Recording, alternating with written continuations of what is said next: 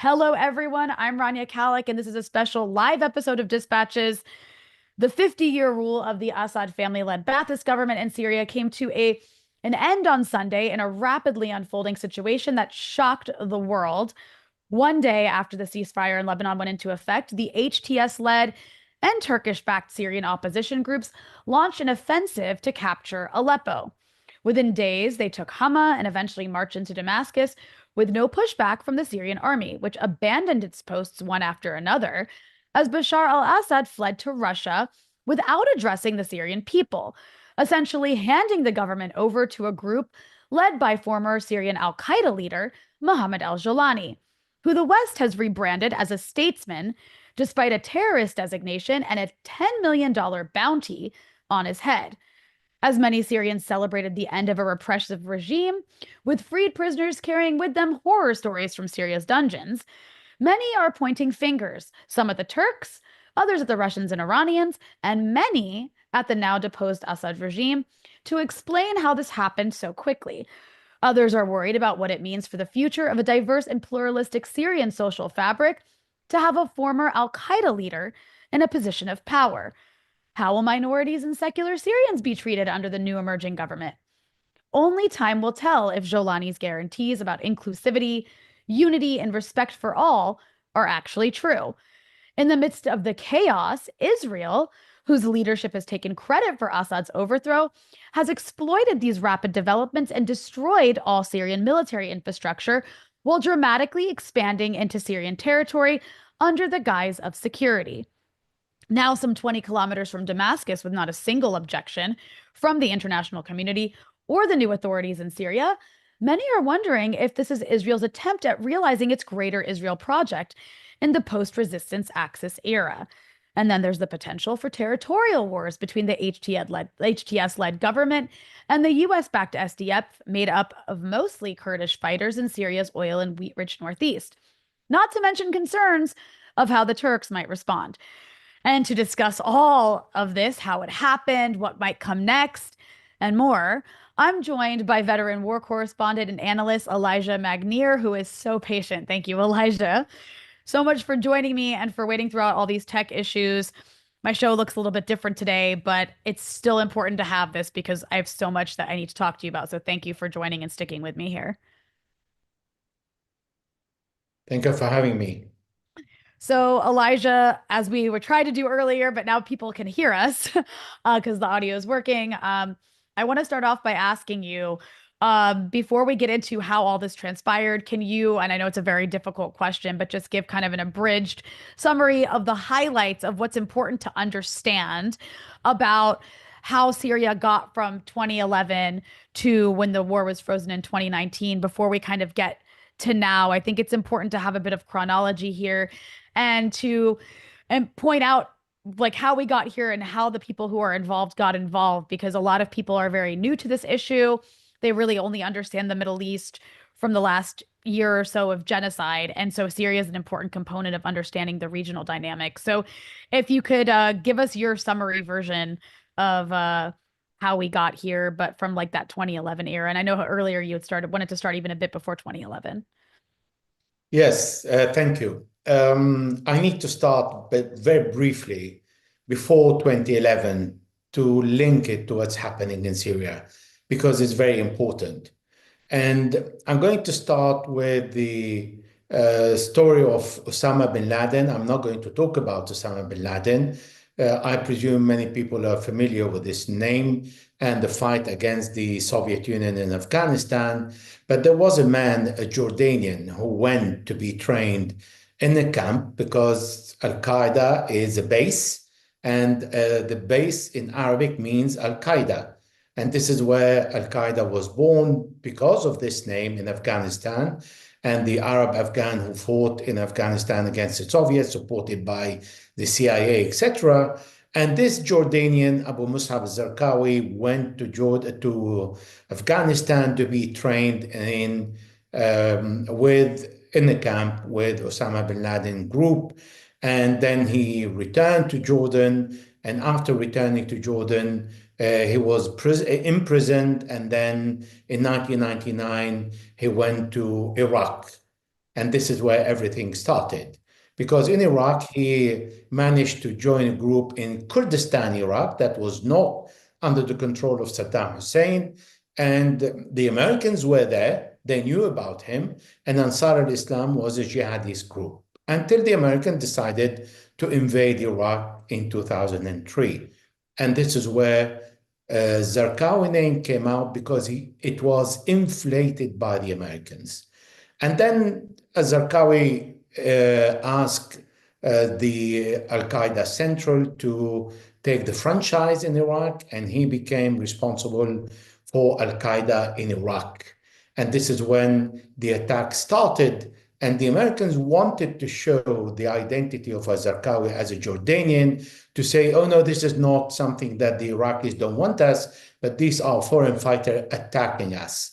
And the reason why I'm saying that is because Abu Muhammad al-Julani was in Iraq and was detained by the Americans in Iraq. Him and Abu Bakr al-Baghdadi, the head of ISIS in Iraq, that at that time was Al-Qaeda in Iraq. And because of that, Al-Julani was, Abu Bakr al-Baghdadi was in Kambuka and was considered a minor target, so a minor jihadist. So the Americans did not really look at him properly. And Abu Muhammad al-Julani was arrested by the Americans and was released in 2008. So this is where Abu Muhammad al-Julani was in Iraq working before going to Syria, because this is where he responded to the call of jihad and joined the jihad against the Americans. Now, what happened is Al-Qaeda went from Abu Mus'ab al-Zarqawi, because he was killed, to different leaders, al-Masri and all the others, until Abu Bakr al-Baghdadi. And in 2011, Abu Muhammad al-Julani, whose real name is Ahmad Hussein al-Shar, we know his name before he announced that, went to Syria to the Baghdadi order, because he was given a leadership in Iraq to rule over a province in Iraq as an Al-Qaeda in Iraq emir. And the reason why Baghdadi asked him to go to Syria is because he was Syrian, and because Syria was considered the land of Nusra, which means the land of support, because at that time Syria allowed the jihadists to go and fight in Iraq against the Americans, because Colin Powell, the Secretary of State, came to Syria in March 2003 and threatened Bashar al-Assad, if he continues supporting the Palestinians and Hezbollah, then Syria will be invaded. And because of that, Syria and Lebanon allowed the jihadis to cross and go to fight in Iraq. All the jihadis were allowed to go there and to continue fighting the Americans before they come to Syria. And that was the plan, to stop them there. Now, when Abu Muhammad al-Julani came to Syria, he was extremely successful. He started with suicide attacks, the first of its kind in Damascus, 2 attacks inside the heart of the capital. And al-Nusra was very known for its suicide attacks and support of the uprising against President Assad. So it did not really start from nothing. On the contrary, before the beginning of what is called the revolution, there were many sheikhs sent to all the mosques in Syria to preach about jihad and to preach about the necessity to uprise, because Al-Qaeda in Iraq, before it became ISIS, that is Islamic State in Iraq and Syria. So that was the plan, to establish a caliphate. So in 2011, when al-Julani's name started to become famous, it was because of his success in attacks. But before 2011, there were already attacks in Lebanon, suicide attacks, and Al-Qaeda establishing themselves a nest in Lebanon to start again and to create this biggest caliphate that is called the Islamic State, but not only in Iraq and Syria, but in the whole of the Levant. And what happened is after 2011, in April 2013, al-Baghdadi came to Syria and announced the merge of Al-Qaeda in Iraq and al-Nusra, forming the Islamic State of Iraq and the Levant. And this is when it was called ISIL in English, or ISIS, because Iraq and Sham, and this is when the terminology was different between ISIL and ISIS. Now, al-Julani rejected the merge, and he pledged loyalty directly to the vice of Osama bin Laden, that is Sheikh Ayman al-Zawahiri. And he was the leader of Al-Qaeda. And he was asked between both to give his verdict what should be done. And he said everything remained as it is. By saying everything remains as it is, al-Baghdadi refused this verdict. And then this is where the split happened, and they start fighting one against another. Until 2016, this is when Julani changed the name from al-Nusra and Al-Qaeda in Iraq, Al-Qaeda in Syria. By that time, al-Zawahiri asked all the jihadists around the world to join Syria, because this is the Umayyad, this is the Caliphate. This is where Islam can start establishing its state. And this is where it is extremely important for the jihadists to be in Syria. It is the Umayyad Caliphate. It is the place where they want to establish their base to start expanding to other Arab countries, but even to reach Italy, because Baghdadi was talking about Rome and was talking about Andalus, that is Spain. So in 2016, Julani split from Al-Qaeda and decided to change the name as Hayat Tahrir al-Sham. Nobody believed him that he split from Al-Qaeda. But because the influence of Turkey was growing, and because he was under the Turkish more or less control in the area of Idlib, then he started to detach himself physically from Al-Qaeda, but not ideologically. And Al-Qaeda had their own group called Hurras al-Din, the protectors of the faith. And then they were operating freely in the area of Idlib until Abu Muhammad al-Julani decided to hit them and give them the choice to join him under his group or to leave. Many joined, many left, or many were killed because he arrested and killed many who resisted him. And he delivered all the ISIS people and leaders to the Americans, to the Turks who did their job. But ISIS was hunted down under his ruling because he did not allow anyone to rule him. Until 2019, 2020, when in December 2020, the deal between the Turks and the Russian and the Iranians that the main highway M4 and M5, the one linking Aleppo to Damascus and to the borders, and the one linking Aleppo to Latakia, will be free, because Turkey did not respect that deal. And then in December 2019, Syrian government attacked the area and liberated the M4 and M5. And this is where there was a deal with Turkey that found many of its positions in Syria inside the area under the control of the Syrian army, and had to pull behind that line. That is the situation when everybody left Abu Muhammad al-Julani as an ex-Al-Qaeda in Iraq emir who had a province in Iraq and led one. And then he was sent to Syria with a lot of money to establish the caliphate. And then Abu Bakr al-Baghdadi revealed the presence and the function of Abu Muhammad al-Baghdadi, Abu Muhammad al-Julani. And then Julani turned to Al-Qaeda and creating a split between ISIS and Al-Qaeda, because ISIS was a franchise of Al-Qaeda Central. And this is when Al-Qaeda in Iraq and Syria split from Al-Qaeda Central.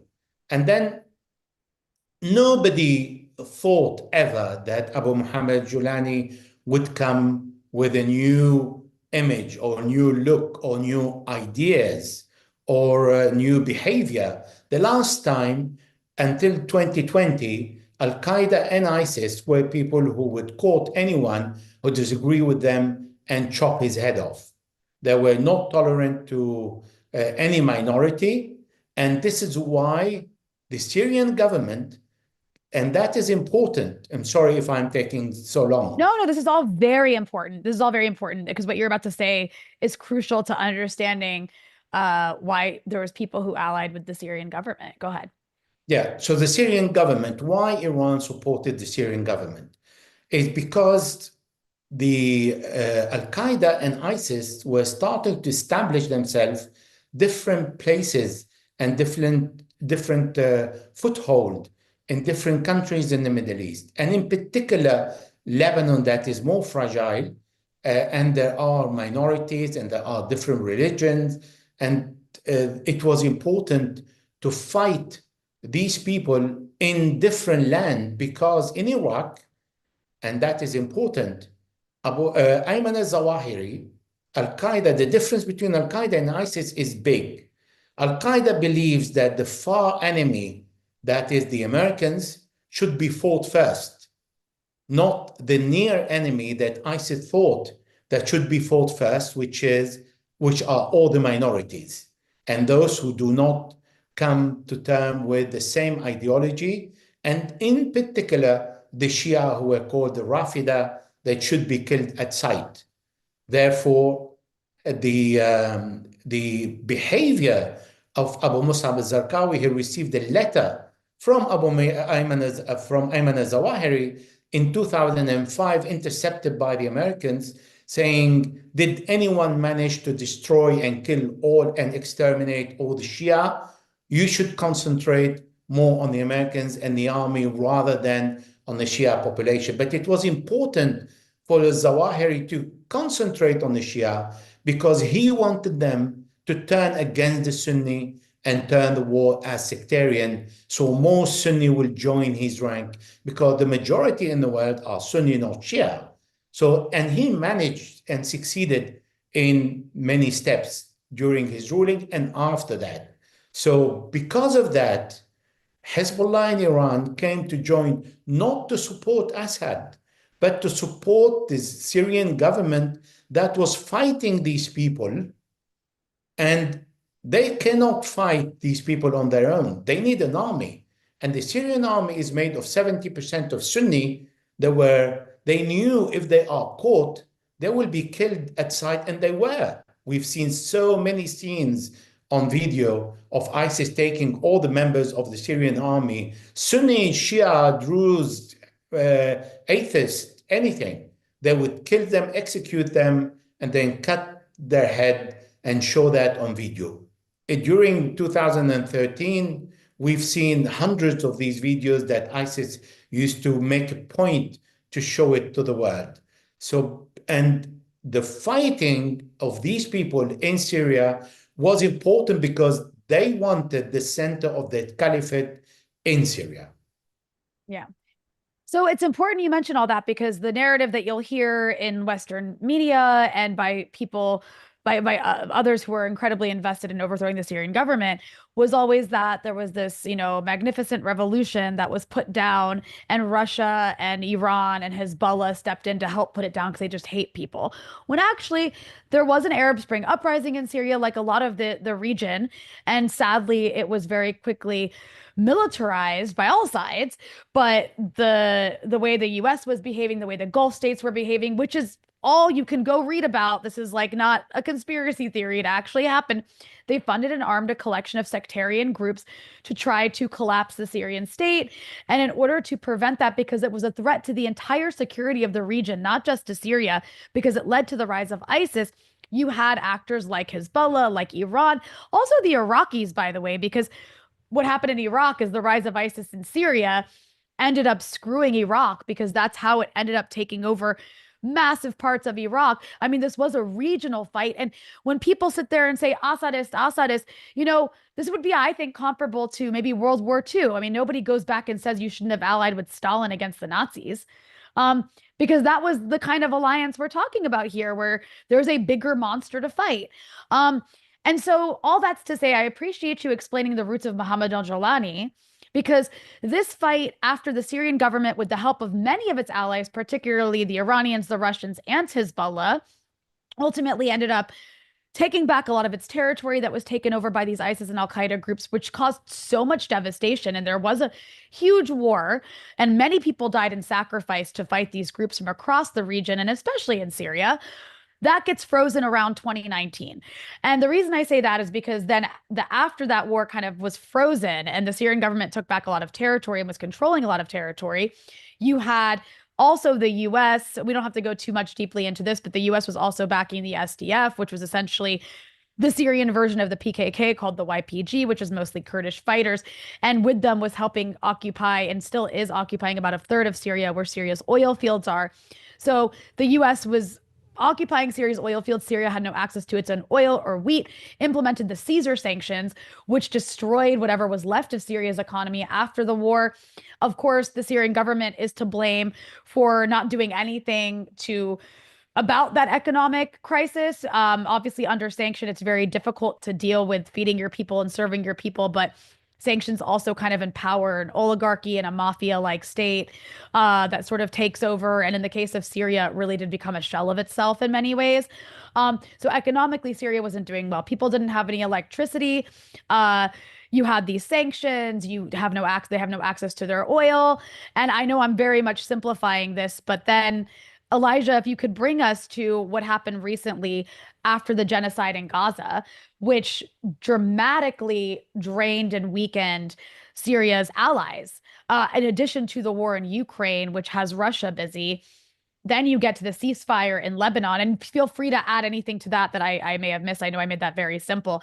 You get to the ceasefire in Lebanon a couple weeks ago, and then the next day you have this Hayat Tahrir al-Sham, which is led by Jolani, the rebranded Al-Qaeda group, launch this massive attack with Turkish help. Can you tell us what the hell happened? What happened is that in the last years, Iran and Hezbollah were prepared to confront Israel for the third war, because they knew sooner or later, before the 7th of October, Israel will start a war on Lebanon, inevitably, because that is the nature of the Israelis. And what happened is they were defending the position in Syria and stopping all these jihadists from having the upper hand, but at the same time preparing for the Israeli attack, because Israel bombed over 2,000 times Syria during the war. And Israel took on board many of the Syrian, what is called the opposition, to be cured and armed. Moshe Ya'alon, the defense minister, said, we prefer to have ISIS on our borders than Iran. You go and look at it on the net. It is everywhere. The Israeli defense minister said that. So the idea was to divide and weaken Syria, because a strong Syria that doesn't want a deal with Israel, it doesn't mean Syria is fighting Israel, but Syria is hosting those who want to fight Israel and facilitating for Hezbollah's armament and for Iran to support Hezbollah in case there is a war in Lebanon. And the deal with Assad was, we do our job, not in defending you, because Assad used to say, I don't need to ask you to defend me because you're going to do it anyway. That's your duty. And you want to defeat the jihadists, then do your job. And this is not something that you're doing a favor to Syria, but you're doing a favor to yourself. And he addressed the Russian when they came the same way, saying that these jihadists want to kick you out of Syria, and you will no longer have a base in Tartus. Therefore, you defend your interest on the Mediterranean and on the warm water, and this is the only window you have. And to Iran and Hezbollah, you say, if you don't stop them in Syria, they will come to Lebanon, they will go to Iran, they will go to Iraq, and through Iraq, to Iran, and they will prevail. And this is why it was important to stop them in Iraq and in Syria, because they carried out attack in Lebanon several times, in Beirut against the Iranian embassy, in Dahia several times. There were suicide attacks where dozens of people were killed. In Iraq, thousands, and in Iran also. So the threat was real. And the whole world was fighting the jihadist takfiri everywhere, but not in Syria. In Syria, they were supported. There are many reports by US Special Forces complaining about training these people. So what happened is when the war started in Gaza on the 7th of October, and Hezbollah decided to support Gaza, Hezbollah had more missile units in Syria than in Lebanon. The reason why is because Hezbollah withdrew all the weapons, the heavy artillery and the missiles from all the residential areas to avoid the 2006 scenario, which at the end of the day did not make any change because Israel destroyed the south of Lebanon in any way, with or without missile. And then they put it mainly on the borders between Lebanon and Syria, on the Syrian side, and also in the area close to the Golan Heights. This is what Israel is destroying in the last 3 days, by the way. And then Assad said, you do not fire one missile from my territory. That was a change position of Assad. And he refused, saying the Syrian people do not have the will to start engaging another war. And a war against Israel will be devastating. And all the missiles warehouses and positions that are in Syria, in the very secure places, under the ground, in mountains, were useless because they were just sitting, and this is the Israelis are bombing missiles that were not used and will not be used against Israel. So that's what happened. And that was quite a shock because Hezbollah was relying on opening a larger front to support Gaza. And this is why Hezbollah limited itself to the front in Lebanon only, without opening the front in Syria, although Syria supplied Hezbollah with medium-range missile, that was Fadi-1, Fadi-2, Fadi-3. There are Syrian production, but did not want to be engaged in the war directly, and was selling it to the Middle Eastern countries and to international community, saying, I am on the side, I'm not interfering, I am part of the Arab League now. When are you going to lift the sanctions on Syria? Now, as a president of a state, he has the right to think in these ways. But this is not the deal that the resistance established with Assad when the opportunity arises to support Gaza and the possibility of a war against Israel started. And that put Hezbollah in a very critical position. And in fact, when Israel bombed most of Hezbollah arsenal and missiles above the ground, then that crippled a large number of Hezbollah's missile capability because the bulk of the capability was in Syria. Now, that did not weaken Hezbollah ground forces because in Syria, Hezbollah was using ground forces against the jihadists, against the takfiri.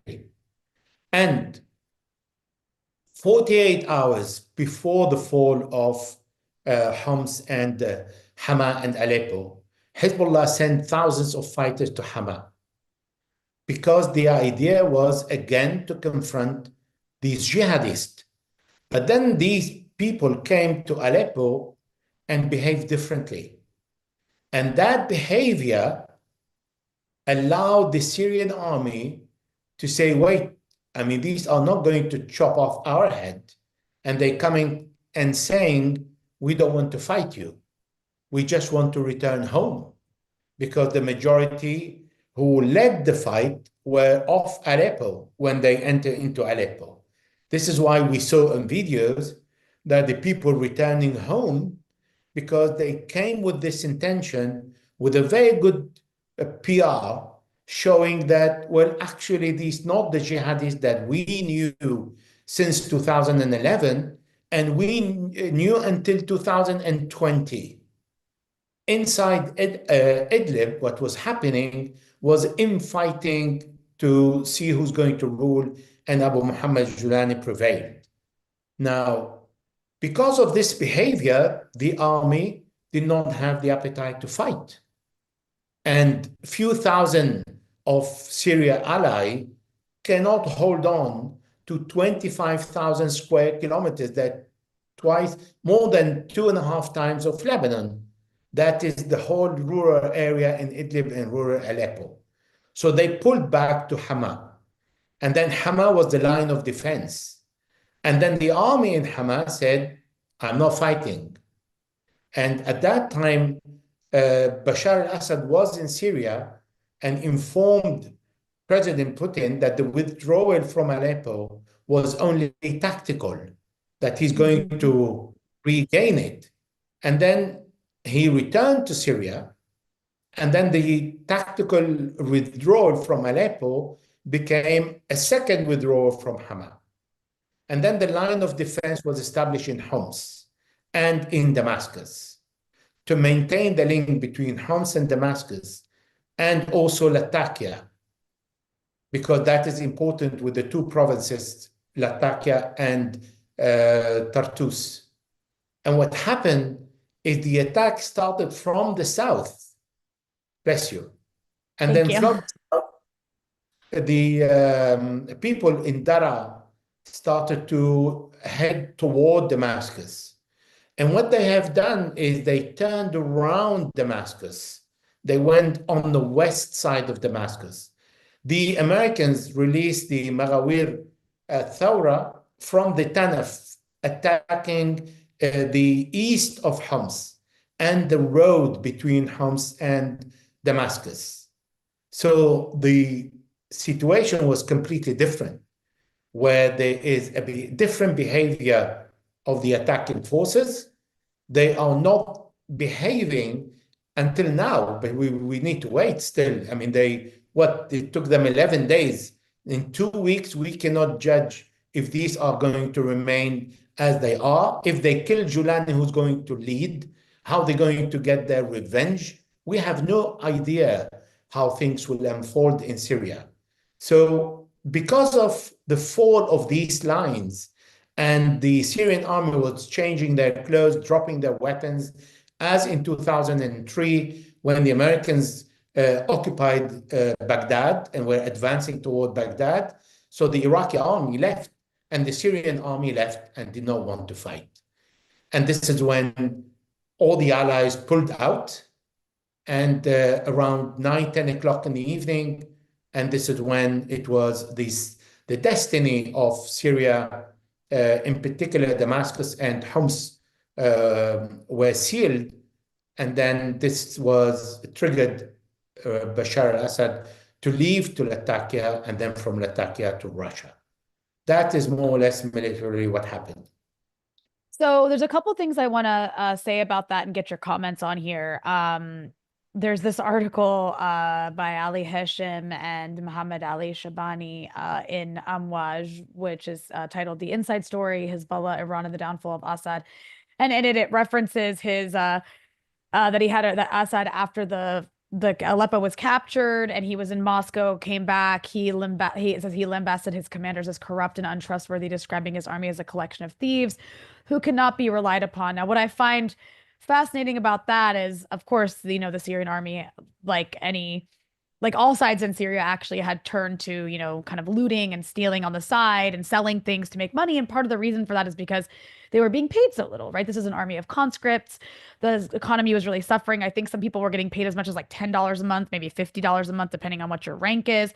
So to come back and say you're just an army of thieves when people are not making enough money to feed their families is kind of ridiculous. On top of that, it does seem as though, according to this piece and also other things people are saying, and I know the finger pointing is going to continue until we have a better narrative of what took place behind the scenes. The Iranians offered support. Assad said, no, thank you. You can tell me more about what support Hezbollah offered. I don't know if he said no, thank you about that. The point is, it seems like he decided at some point to just hands off, let it be, and have his exit, and also didn't even say anything. I mean, this is a country where people fought and died to prevent a takeover by ISIS. And at one point, I mean, everything's very chaotic now, and he had like nothing to say on his way out after telling people for days. And this is like the Syrian government itself kept telling people everything's fine, we're fighting, we're just retreating to regroup, when none of that was actually true. So I guess I'm just curious your thoughts on that. And then also I would also want to ask about where the Turkish side of things comes along here, because Turkey played a huge role, obviously, in backing this offensive. And they claim it was because of negotiations they were having with the Syrian government, and the Syrian government was playing hardball with them. So I don't know, I'm curious if you could just comment on those various aspects, or maybe what you think is actually what happened behind the scenes, maybe different than what I just said. Both Iran and Russia, in particular President Putin, advised Bashar al-Assad to go and meet President Erdogan. Mm. Erdogan extended his hand to al-Assad and said, I want to meet you. He started by saying that. And Assad said, there's no point in taking pictures and meeting you if you're not going to pull out from Syria. It is not that easy to pull out from Syria when Turkey kicked out the Kurds from Afrin, took Idlib, and is in control of a chunk of Syria. Also, they have the PKK, YPG Kurds who are in the northeast, supported by the Americans, and they're not going to allow them to stay there and do nothing about it. And three, Erdogan was under pressure domestically, and he lost the election in Istanbul because of the 3.5, 4 million Syrian refugees he has at home, and he wants them to return. Now, Assad was saying, how do I receive them if I don't have the money to feed them, to support them, to reconstruct their homes? And then they are receiving money in Turkey, in Lebanon, and Jordan, and those who are paying them will not pay me if they come to Syria. I cannot have a burden of 4 million to 8 million or 10 million refugees returning to Syria in one go, and I can't look after these. He will be removed in no time because people will uprise. They are hungry. They don't have. The Iranians are giving 2 tankers of oil per month, and they are sustaining Assad and Syria in this way. From the energy point of view, even the wheat, Syria produces 200,000 tons when they need 3.5 million per year. So they are in shortage of everything. And Assad cannot offer that, and he has sanctions. So Erdogan said, let us talk. Instead, Assad went to Saudi Arabia, and instead of talking to Erdogan, he went to talk to Mohammed bin Salman, Mohammed bin Zayed. And he was thinking, and that was the wrong thinking, that the deal with Saudi Arabia and the Emirates will take him to push the Americans to lift the sanctions. And the Arabs were restoring ties with Syria, with Assad. Slowly but surely, they would return, but the Americans were telling them, you do not invest in Syria because there are sanctions, and I don't want Syria to return healthy as before. And this is why the Americans stay in Al-Tanf, blocking the road between Iraq and Syria, making it longer for the supply through other other border points. And then the Americans were still in control of the Northeast that has the food basket and the energy. So Assad did not calculate properly who are his allies, and it was the time to go and talk to Erdogan. And Erdogan turned against Assad by organizing these groups that behave like a classical army. They are non-state organized, non-state actor, but they are organized. Therefore, they were trained to do what they were doing in terms of PR, organization of the country, the meeting with people, the way they encounter every single city with the people of the city as a spearhead. So they come and they say, we are from this area. We're coming back home. We're not going to kill you. And by the way they have addressed the people, they earned the heart and mind of the population, which is something that Assad didn't, because the army used to fight those who were takfiri. These are not coming as the takfiri used to come, as they used to come. They have the flag of the Syrian revolution, a flag that Abu Muhammad Julani never carried. He used to carry the black flag of the white and black of Al-Qaeda, the flag of Muhammad, the Prophet of Islam. And he did not carry the flag of the revolution that was carried by the atheists, by those who wants to rule Syria and who worked closely with ISIS first, and then they were kicked out by ISIS, and then they worked with other groups, and they were kicked out, and they still were mistreated by the Abu Muhammad al-Julani in Idlib. And many of them did not like the rule to stay in Idlib and left the province, but other people remained. So when he came with this combination, Iran was still thinking that the people who are coming to Idlib and Hama are the same that people they have confronted in 2013, because this is when Iran and Hezbollah came to 2020. They're not the one coming today, and still we haven't seen how they're going to behave on a long term. We've seen them behaving on a short term. So no, it's not true that Iran said, we can't help you. Iran said, we can't bring support from Iran because Israel is going to bomb it. But Hezbollah can, and Hezbollah did. And I'm talking about several thousand that almost were caught by the rapid withdrawal of the Syrian army. So I also want to ask about, I think before I get into, there's a few topics I want to go into here. I want to talk a bit more about what we might expect in Syria in terms of like this kind of coming Balkanization that some people want. And I'm going to show a map shortly. But first, before I get to that, I want to ask you what this means for resistance in the region, because obviously Syria also played a crucial role, like you mentioned earlier, of being the supply route for weapons. Actually, Hezbollah had weapons stationed in Syria that it was never able to use. And by the way, also the Yemenis are pretty openly saying they begged the Syrian government, they begged Bashar al-Assad repeatedly to please open up the Golan front, as well as others. I believe the Iranians wanted them to do so as well. And for the reasons you explained, he wouldn't do it.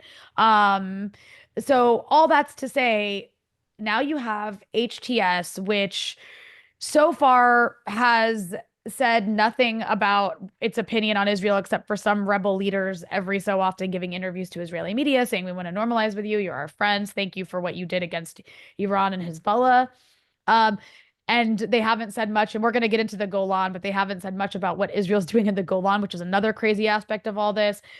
It doesn't bode well for this being a government, whatever comes out of it in Syria, that is going to be allied with what was formerly called the resistance axis. So that definitely weakens the ability to resist Israel in this region, particularly as Israel's taking a bigger chunk of Syria. We see Israeli soldiers are like 20 kilometers away from Damascus. They've taken over huge parts beyond the so-called buffer zone between the occupied and the Syrian and the still Syrian controlled part of the Golan.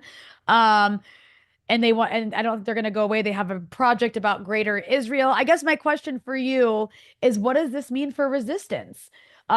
This is when Syria is balkanized like this with a bunch of forces that are very hostile to the forces of resistance in the region. This is a very good question. Now, many people think that Hezbollah is weak and has been defeated. The first to think like that was Yoav Gallant, the Israeli former defense minister, when he was a defense minister, and he said, Hezbollah has been defeated, now we're going to destroy it. So let's start from there.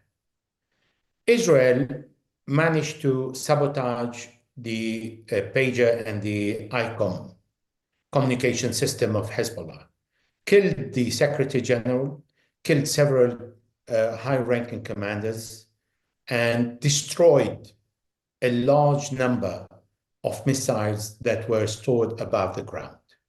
That is a fact, undeniable. Then Israel decided to push 5 divisions to the Lebanese borders and start the invasion.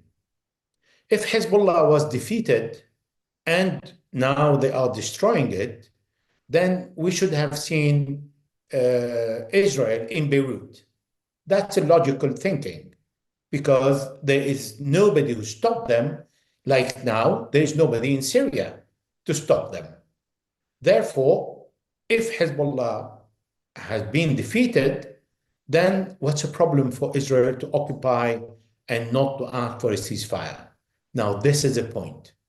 Those who were engaged with Israel for 11 and a half months and those who found their warehouses destroyed are the missile units. Never in 11 and a half months, the Israelis were confronted face to face with the Hezbollah infantry and special forces, because not only special forces are deployed in the south of Lebanon. Therefore, when the Israelis started to advance in the south of Lebanon, they failed in 57 days to occupy what they have managed, and much more in 30 days in 2006.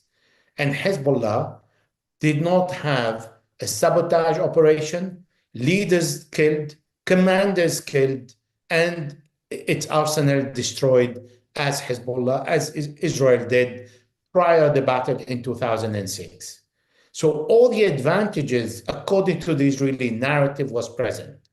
The reason why I'm saying that, if Israel asked for a ceasefire, and never Israel would ask for a ceasefire when it is winning, it doesn't need to, because it initiates a war and then it continues, stop wherever Israel wants to stop.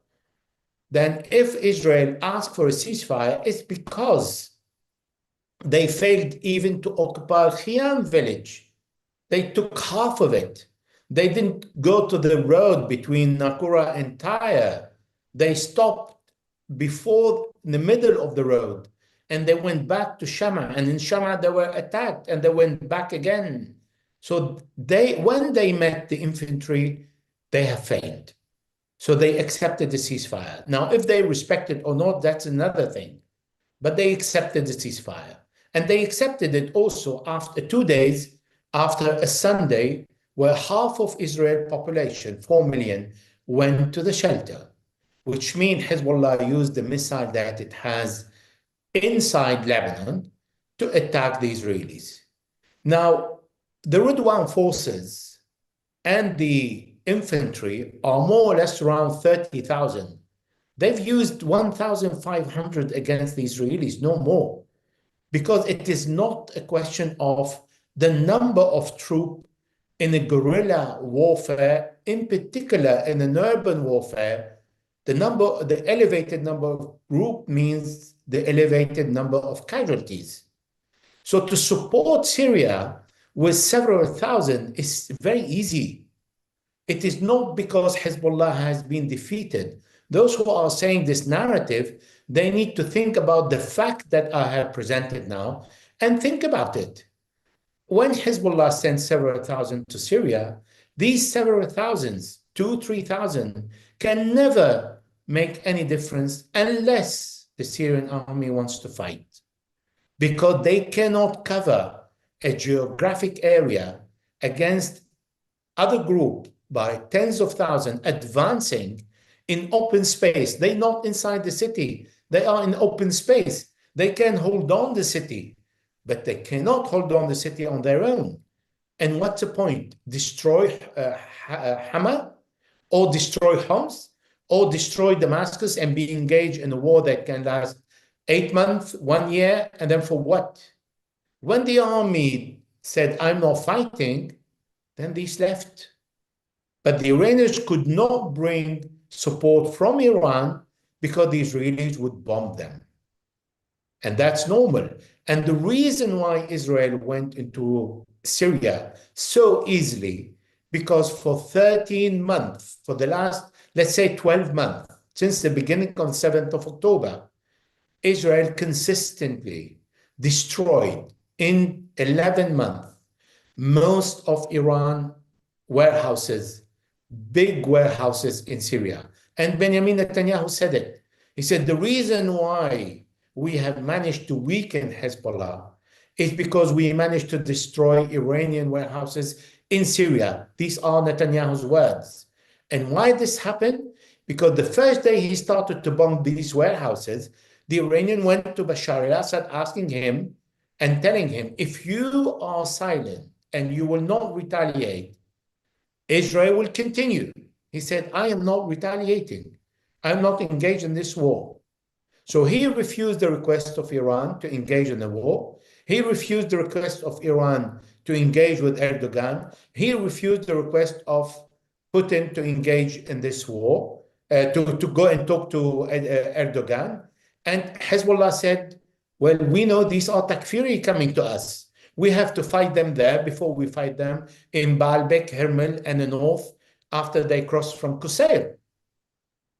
But then when they saw the Syrian armies not fighting, they left. So no, it is not accurate to say the allies did not fight, because they know they don't want to fight these jihadists in Lebanon. Yes. Well, you also can't fight people if like the army of a country is not willing to.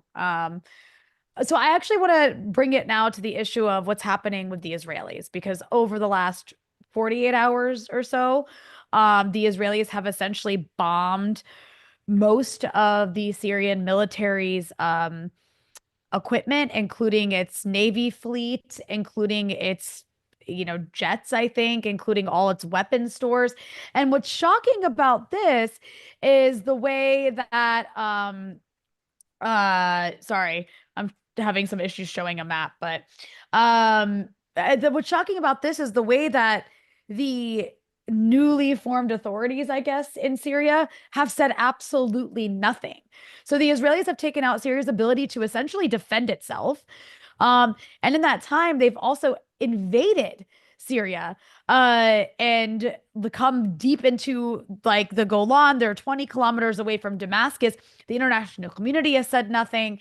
Again, new authorities in Syria have said nothing. I understand they're busy. It's still chaotic, but they've literally said nothing as Israel eats up their territory and is also doing this to kind of surround Lebanon as well. So can you talk a bit here about what is Israel doing and how is it that nobody is stepping up to stop it? Israel declared war on Syria. And how it has declared war on Syria, because following what is known as Yom Kippur War in 1973, there was a disengagement agreement and ceasefire between Israel and Syria. And that was agreed between both to stop the fight and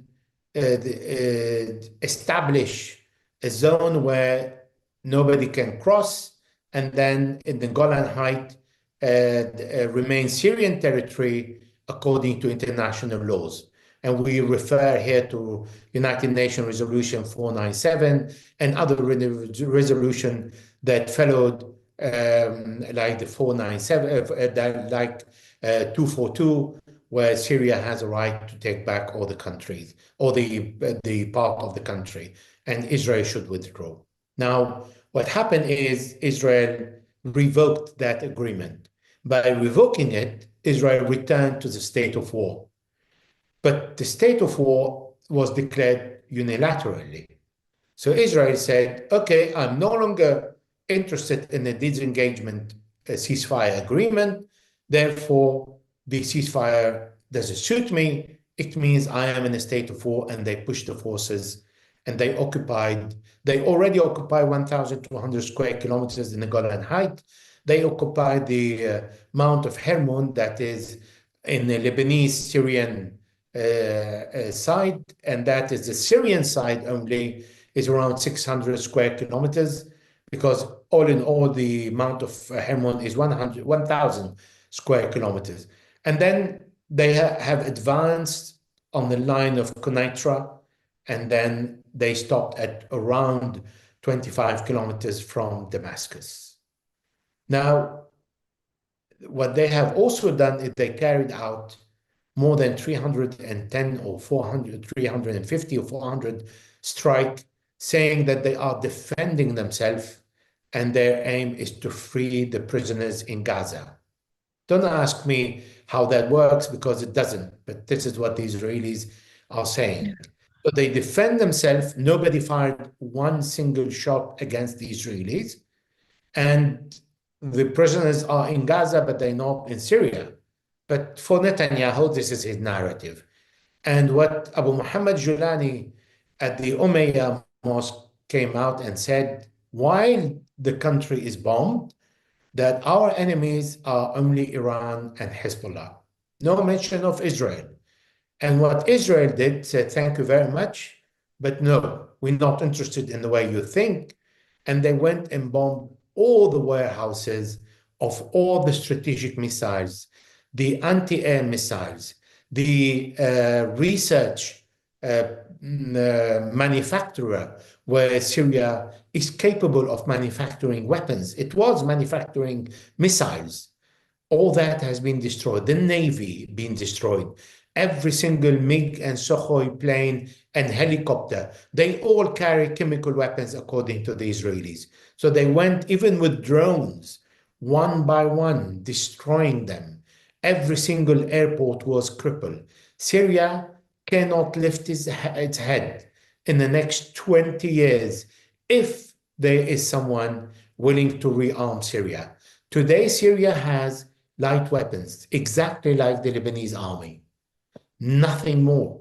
Well, I think the Lebanese army has a bit more, but not to the point of ever in the next 20 years representing any danger on Israel. On the contrary, the Israelis are going, in my guess, to propose to Syria.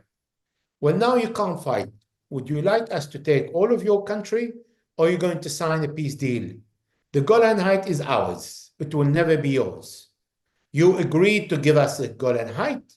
You agreed to give us the Konaitra, and we give you the rest gracefully, because they can not to. Nobody would stop them. They can take any part of Syria today, because, of course, they need to get rid of all the chemical weapons, free the hostages in Gaza, and defend themselves. So this is where we are at today.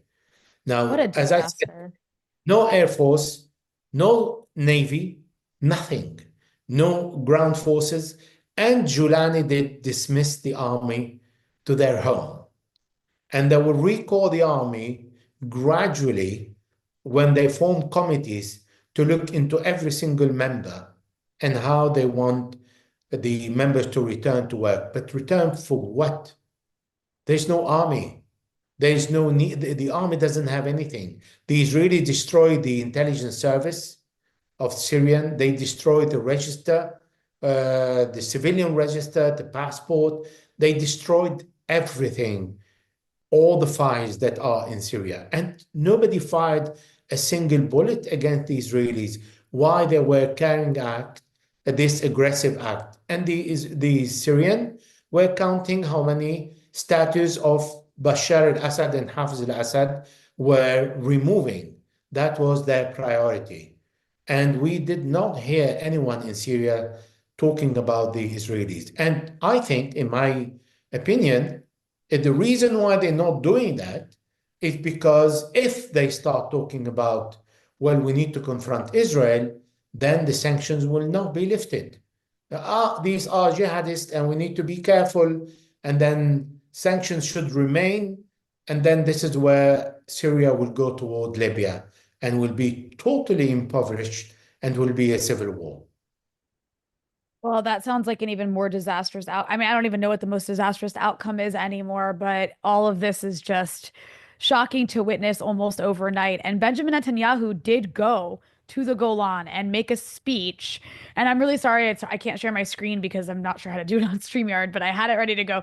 He did make a speech essentially taking credit, saying, and you had Syrian opposition people also saying thank you to Israel for weakening our enemies. And that's how we were able to do this. And so there is this symbiotic relationship that we've seen all this while playing out between American interests, Israeli interests, same thing, and then also the interests of these various, Al-Qaeda type groups over time that brought us to where we are after over a year of genocide that now nobody is talking about anymore, by the way. It's like Gaza's just background noise. And this has really split the region on the issue of resistance. And I guess it was assumed this would eventually happen, but there was a period of time where it seemed like everyone was on the same page again. And now here we are about, on maybe the precipice of having lost another part of the Middle East to, Israel, and Israeli normalization schemes. And all that's to say, I mean, moving on to another big issue on top of the fact that Syria may come out normalizing with Israel, may also be balkanized, like you said. And I wish I could show the map, but basically you have one area run by the US-backed SDF, which they say they're going to continue to back, another run by, I guess, an HTS-style led government. And then you have Israel increasingly encroaching to run its own area. And then you have Turkish interests backing the SNA, which could end up clashing with HTS at some point. Who knows? But it's just, we can't declare exactly what's going to happen. Nobody knows. But it is unsettling for the future security of Syria. But I also want to ask you about, I mean, Jolani has made these big declarations about promising inclusiveness, promising to respect Syria's diversity and pluralism. So far, they really are making a show of like, see, Christians are fine, the minorities are fine. And, I hope it stays that way. I mean, do you believe that? Like, do you believe that that will be the case? It does seem like this group has, for pragmatic reasons, moderated at least before the international community, at the very least, to say, you don't have to worry about us doing what we did 8 years ago. Well, the mere fact that he said the Christians and the minorities are safe is because they were not safe until 2020. Between 2011 and 2020, they were not safe. The Ma'lula Christians were taken hostages. The none were released according to an exchange that Lebanon conducted. And the Kurds, Yazidi in Iraq, were taken as a spoil of war and sold in the market. All women were taken in exchange between jihadists. This is the memory we have until 2020. And ISIS left, Al-Qaeda remained, but Al-Qaeda did not change its narrative in Syria, because outside Syria, Al-Qaeda is not like that. I mean, everything I said before, it's not my exclusivity. It is known by terrorism and counterterrorism researchers who followed Al-Qaeda and the development of ISIS, etc. It is not new. Al-Qaeda behaved differently, but they will kill any Nusayri or Shia, Alawite, anyone in Syria, but not outside in Syria. That was their behavior. And of course, in Africa and other parts. But at the beginning, Al-Qaeda behaved only with one objective against the far enemy. In Syria, the behavior was different. And the reason why they came and said to the minority, you are safe, don't need to go anywhere, is because all the minorities felt unsecured and they fled the country and they were about to leave the country or barricade inside their home, did not know what's going to happen to them. Now, so far, we have to say, Hayat, Al-Qaeda is an organization.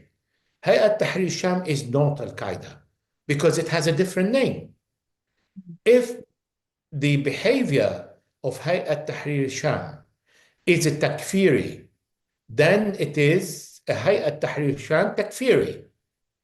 Hayat Tahrir Sham has foreign fighters. They have Uzbek, they have Uyghur, they have Turkistanis, they have Uzbek, they have so many other nationalities fighting under their flag. Are they behaving as ISIS behave in chopping heads? No, we haven't seen that. I have seen an execution by Hayat Tahrir Sham in Latakia today, where the executor was saying about the people they are executing as Nusairi pigs. That is the same language we are used to when we hear ISIS executing and assassinating other minority. But they used to chop their head off. These were not beheaded. They were shot at in public, and they were in civilian clothes, and those who shooting us were in fatigue clothes. So this is not something that we've seen all over Syria. We've Right. seen specific incidents. Is this going to be general? I don't think we have seen severals like that or something general. Is it something that can happen if the leader is executed or killed or assassinated or attacked by a suicide bomber? Because it's easy to go and attack Julani and kill him. And then ISIS will say, we have killed the person who fought against us and who is murtad or who is kafir or anything. They can accuse him of anything, and then they can kill him. Then what happened?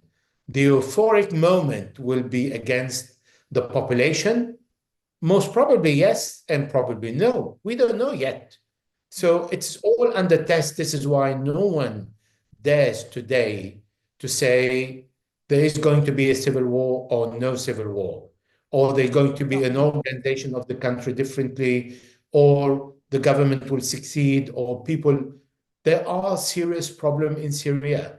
There is a starvation. There's no electricity, no wheat, no food enough for the population. Now people are returning from Lebanon, Jordan, and Turkey. How the new government is going to deal with these people when there are no resources? Who's going to support them? Syria needs several $100 billion. And this is not going to happen unless the international community meet and ask the rich oil Gulf countries to put their hand in their pocket and start paying, and the international community start paying and contributing. But for that, they need to have a visibility in Syria. But is Syria going to be united? Is it going to be in one piece? The Americans still there. The Turks still there. Well, if Israel wants to take peace, America wants the oil, as Donald Trump said, and he's coming back. And Turkey wants a peace until Aleppo because it has always wanted Aleppo, but now it has more than Aleppo. Maybe controlling Syria is better for Turkey. So the shape of the Levant is not yet ahead of us. Yeah, we'll have to wait and see to watch all those things. Just a couple more things here I want to ask you about before I let you go, but I also want to remind our audience to please make sure you hit that like button, you guys. It helps boost us in the algorithm. Make sure you also subscribe and share. But again, smash that like button. I forgot to say it earlier. Um, Elijah, I want to ask you about just a couple small things before we go. One is, people were commenting a lot on Hamas's statement congratulating the Syrian people, which to me, I mean, I read it and it kind of looked like a statement saying, please still support resistance, like in hopes. Some people took it to mean that, like, because I know Hamas initially supported the Syrian opposition in the early days, but actually then split over it because the opposition very quickly was dominated by ISIS and Al-Qaeda groups. And that's a story for another day, but it did cause a rift in the resistance axis at the time that was then overcome. But I'm just curious your thought on Hamas's statement to the new Syrian authorities. I think Hamas supported the Syrian people. That is very general, like Russia, like any other country. This is a pragmatic approach. But Mhm. Hamas did not approach the matter from a sectarian side, like many Palestinians did on social media. So they went through something completely different. That was not the approach of Hamas. What Hamas said is normal.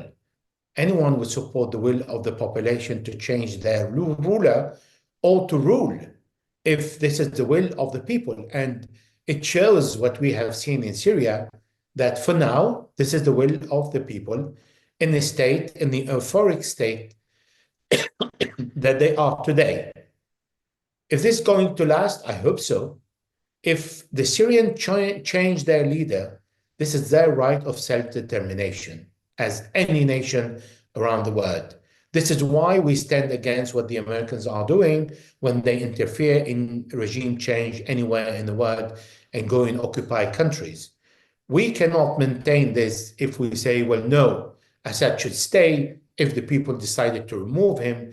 But if there are people, not foreign fighters, that came from all over the world to join the fight, including the CIA, including the SIS, and including the French and the German and NATO and the Jordanian and the Turks and the Saudis and the Emiratis and everybody.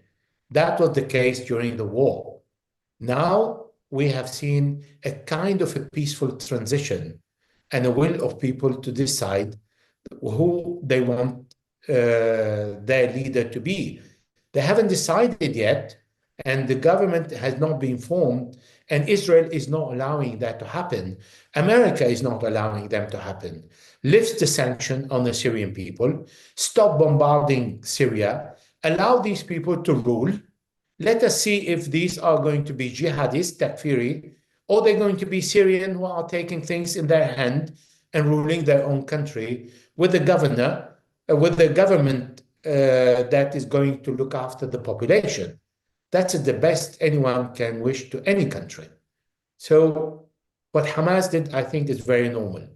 And I think Hamas has a lot on its plate now, Yeah. and the way they need to resist the occupation in Gaza is horrible what's happening there. And the Israelis are still taking part after part, engaging the world in one war, starting another war, because Netanyahu wants to remain in power. But for that, he needs to continue his wars and to register some victories to sell to the Israelis, say, don't judge me for the mistakes. Look what I'm bringing to you. So I brought you now new territory. I've destroyed Syria. Syria is no longer a danger. I crippled Hezbollah and I bombed Iran and I bombed, wait until Iran bomb back because the bombing of Iran is going to come. But so this is what Netanyahu needs to sell. And for that, he skillfully managed to divert the attention of the world from Gaza to the war in Lebanon and from that to the war in Syria. Yeah, unfortunately, that's worked quite well. And moving forward, I mean, it seems like the fanatics in Israel are really pushing for their greater Israel project. It's quite scary. The last thing I want to ask you, Elijah, is ultimately, do you see this impacting Lebanon? Yes, I do. If Netanyahu is busy in Syria, and he will manage to succeed. He's succeeding, so there are no oppositions, no resistance. Nobody said he's going to stand up and fight for their country or to ask or force the Israelis out. But I think this is going to create a resistance in Syria. So Israel is making again another mistake. Occupying more land, it means giving more reason for people, according to the international laws, to free their land by armed resistance. And that's their right according to the United Nations. And for Lebanon, maybe if he thinks that he is cutting the road on Hezbollah supply and Hezbollah can no longer fight, then why he would accept the ceasefire that he has accepted several weeks ago. So today was the first meeting of the five members of the committee, the Americans, French, Lebanese, UN, and Israel, and they will start talking about implementing the ceasefire. The problem there is the two sides have different view of the agreement and different interpretation, and that is not looking good. Well, Elijah Magnier, I want to thank you again for coming on and breaking all this down. It's just wild, the reshaping of this region that we're witnessing. And I mean, it's going to continue to have its upheaval. So I hope to have you on again soon to explain to people what the hell is going on. Just one quick reminder to everybody, make sure you smash that like button. And Elijah, thank you so, so much for joining me. Thank you for having me.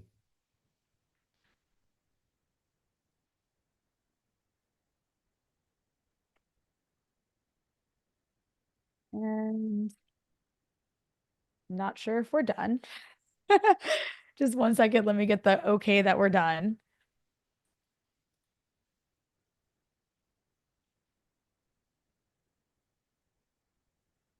Just bear with me one moment, Elijah.